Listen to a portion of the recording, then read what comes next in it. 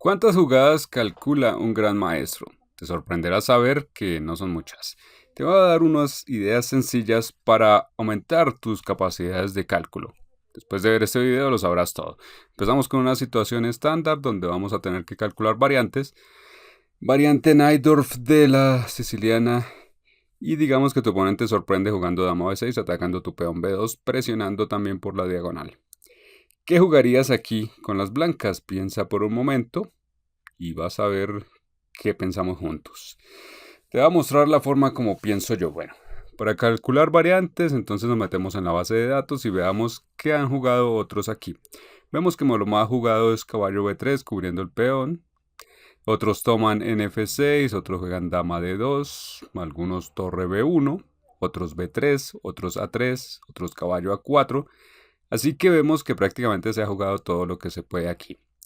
Entonces vamos a pensar cómo decidir en qué es lo mejor. Aquí va un consejo de Kornoy que me impresionó en su momento. Kornoy, 2 veces contendiente por el título mundial, uno de los jugadores de la historia, dijo que mientras mejor comprensión posicional tuvieras, menos variantes necesitarías calcular. Y eso contradice lo que cree el común de la gente, que los grandes maestros son unas máquinas de cálculo que visualizan 10, 20 y demás movimientos, lo ven todo y así escogen. Y eso está muy lejos de la realidad. Entonces, veamos cómo lo hago yo. Hay muchos movimientos de los hechos aquí que nunca consideraría como torre b1 porque es muy pasivo, aunque protege al peón de b2, estamos usando una pieza demasiado poderosa para una función simplemente defensiva, así que yo no jugaría eso. Y de la misma forma no me gusta el movimiento peón b3 porque aunque protege el peón, además debilita muchas casillas, todas las oscuras alrededor, y en algún momento esto se puede aprovechar con la dama o con el alfil, por la diagonal. Esto es peligroso. B3 es algo que tampoco me gusta. ¿Qué pasaría con caballo B3? El más jugado según la base de datos. Esto no me gusta, cubre el peón, sí, pero estamos haciendo un movimiento de retroceso con el caballo que está bien en el medio del tablero y sabemos que en general deberíamos tratar de centralizar nuestras piezas y en cambio estaríamos haciendo lo opuesto, descentralizándola, yendo a una posición más pasiva. Por lo tanto, caballo b3 no es algo que nos guste jugar. Pues bueno, está bien, si en algún momento no hay nada más que jugar, definitivamente nos quedaremos con ese, pero mientras tanto debemos buscar algo mejor, algo que no sea pasivo. ¿Qué más hacemos aquí? Caballo a4. Bueno, potencialmente se podría calcular, pero no me gusta porque un caballo en el borde del tablero no tiene mucho sentido, no es lo que deseamos. Además, solo para ilustrar, digamos que en el mejor de los casos la dama va atrás, atacada. Este caballo queda en el borde haciendo absolutamente nada, más aún tendrá que volver a c3 para proteger al peón. Y entonces se demuestra que la jugada hacia el borde del tablero no tiene mucho sentido. Y si tu oponente no va atrás, en este caso quedan unas piezas aquí colgando, el caballo, el alfil, que se pueden aprovechar con algún jaque por acá de la dama, donde se crean una fuerte amenaza donde las blancas van a perder material. Así que es un terrible error. Entiendo que te pueda causar confusión que la comprensión posicional sea suficiente para determinar cómo calcular, pero sigue viendo y lo vas a entender mejor. Bueno, ¿qué más vemos aquí? ¿Qué hay de dama d2? Jugado por muchos acá.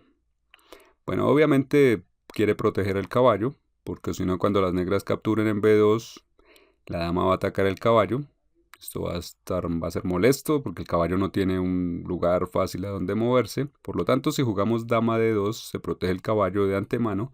Y cuando las negras capturen en b2, por cierto, otra pregunta veamos acá.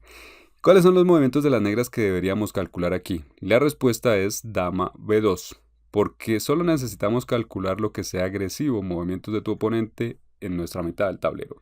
Eso es lo único que nos debe preocupar. No nos debe preocupar un movimiento por allá atrás de sus piezas, o sus peones, demás, porque no nos pueden atacar. Entonces no va a cambiar mucho la situación. Si tu oponente hace algo de eso, no importa, podemos continuar con nuestro plan y no pasa nada. Bueno, tal vez está E5 atacar el caballo, pero este caballo puede moverse, así que no tiene ningún peligro. Por lo tanto, solo debemos enfocarnos en los movimientos que van a entrar en nuestra mitad del tablero y preguntarnos cuáles son ese tipo de movimientos que mi oponente puede hacer en mi territorio. Y esos son los que debemos observar. Por lo tanto, necesitamos calcular dama por B2, atacando nuestra torre, que no vamos a perder, y entonces probablemente vamos a jugar torre B1. Y vemos lo apropiado que es haber protegido el caballo de antemano. No lo pueden capturar, estamos ganando un tiempo contra la dama. Esta tiene que moverse a algún lado y debemos seguir calculando. Por cierto, no hay necesidad de calcular todo hasta el final. O bueno, sol sí en la línea forzada, hasta ahí sí. No, o sea, cuando alguien termina de capturar y atacar o algo, hasta ahí es donde la situación se estabiliza y ahí podemos evaluar.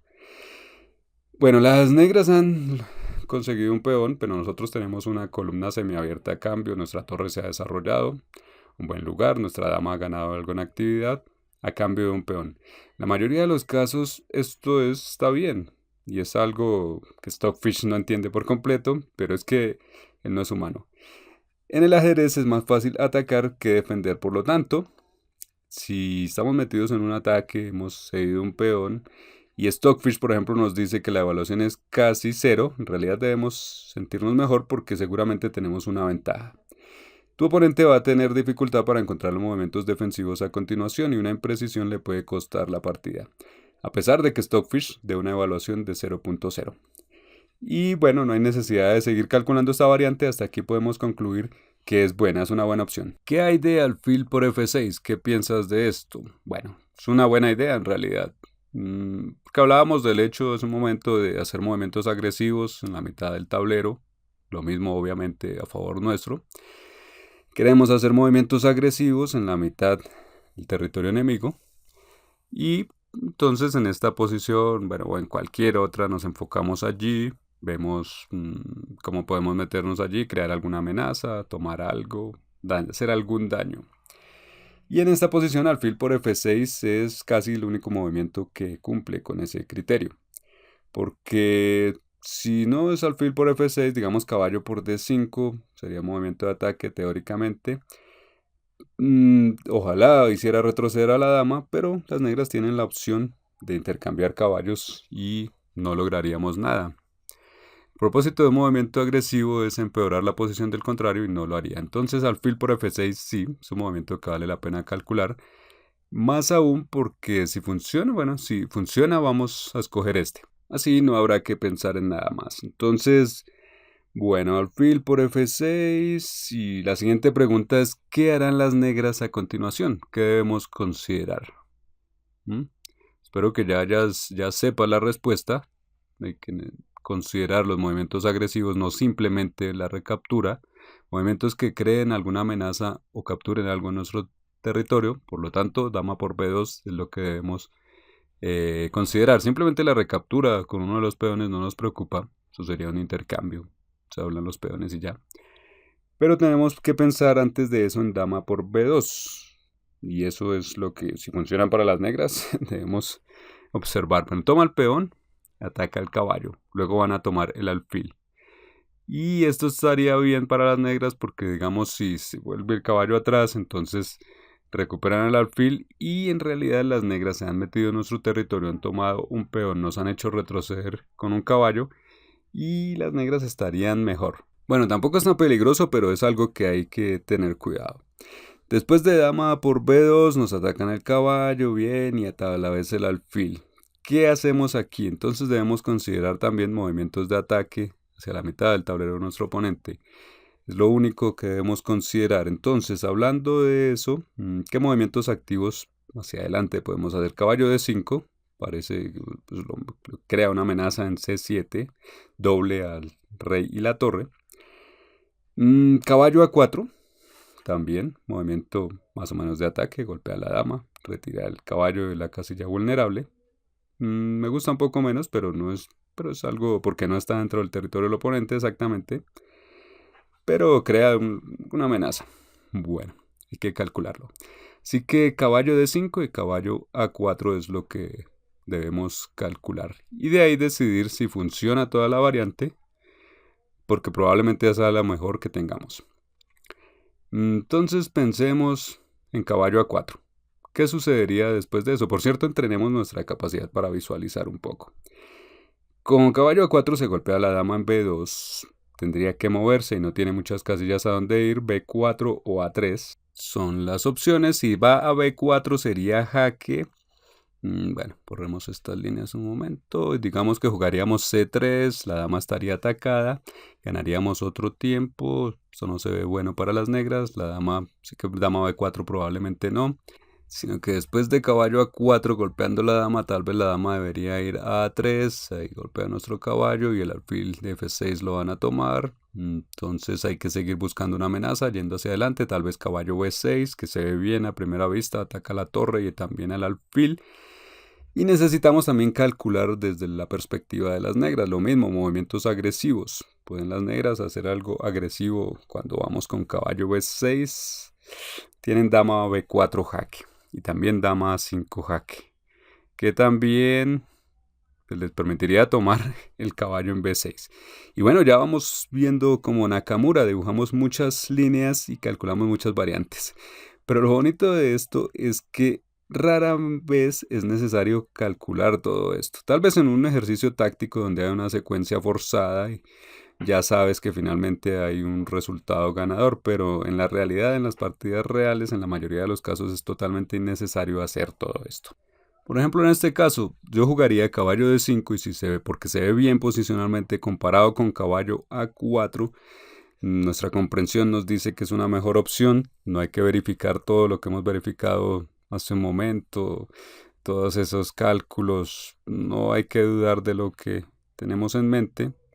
Caballo D5 se ve mejor que caballo A4 y las negras probablemente recapturarían y podríamos seguir calculando. Pero desde la perspectiva general la posición se ve buena porque tenemos dos caballos excelentes que pueden ser muy peligrosos en territorio negro. Y las negras solo han gastado tiempo con su dama, mientras que el resto de sus piezas están sin desarrollar. Así que, bueno, le vamos a sacar más tiempos, vamos a jugar con la torre. Así que a primera vista se ve como muy buena idea esta continuación y no creo que se tenga que calcular mucho más. Inicialmente, es decir, desde que se calcula alfil por F6. Al calcular alfil por F6 y ver también qué pasa con dama por B2 y ver que finalmente podemos jugar caballo D5, podemos detenernos ahí, porque la posición se ve suficientemente bien. Y si eso ocurre en la partida, entonces ya pensaremos en su momento qué más sucede. Que si no toman aquí, no toman en B2, entonces ni siquiera hay que preocuparse por todo esto. Pero si lo hacen, jugamos caballo D5 y ya en su momento pensaremos qué más hacer. Al llegar aquí otra vez nos preguntamos lo mismo, ¿qué movimientos agresivos tenemos en el tablero de nuestro oponente? Movimientos de ataque que valgan la pena, como caballo C7 atacando torre y rey, se ve interesante. Tal vez torre B1, sacándole un tiempo a la dama, poniendo la torre en una buena posición. Y entre esas dos opciones habría que escoger, habría que comparar. E incluso aquí la comprensión posicional todavía nos ayuda porque sin ni siquiera calcular, por ejemplo, torre B1 se vería bien porque expulsa a la dama y lo hace con ganancia de tiempo, pone la torre en una columna semiabierta, una posición activa y estamos sacando provecho de la dama.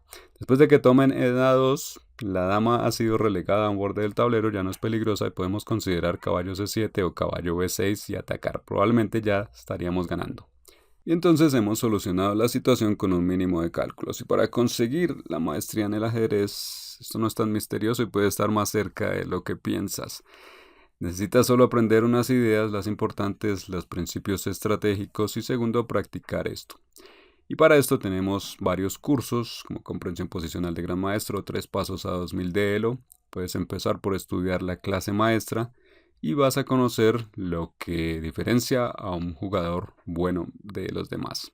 Así podrás alcanzar todas tus metas, sean las que sean.